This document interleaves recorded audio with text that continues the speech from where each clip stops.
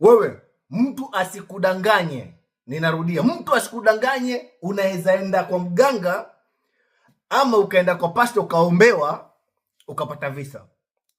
Embassy haitambui hiyo.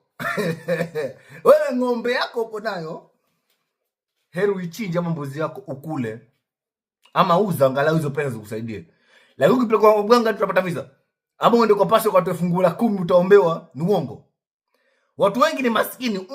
Wewe angalia, mtu yoyote ambaye anaamini waganga sana ni masikini.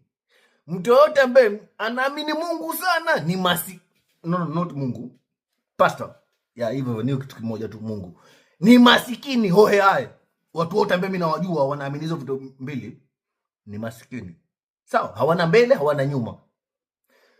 Sasa hii mambo ya wazungu visa zi. Wewe uko coast, unataka mzungu, hutampata ukiwa ndani ya nyumba. Toka uende baharini, uende mahotelini, utamtongoza vile vile ambavyo unaweza una demu na ukamtongoza akakubali. Hao mademu wa kizungu ni hivyo hivyo, uko fani, unamtongoza, unampeleka dina. Sawa, vile vile ambao unatongoza demu wa Kiafrika ni hivyo hivyo, hawana shida nyingi mazee.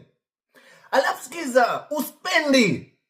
Wajua watu wengi kama nyinyi wao wazungu sasa washajua tayari kwamba Waafrika wanapenda pesa. Sasa imagine wewe umempata, alafu unamspendisha wewe.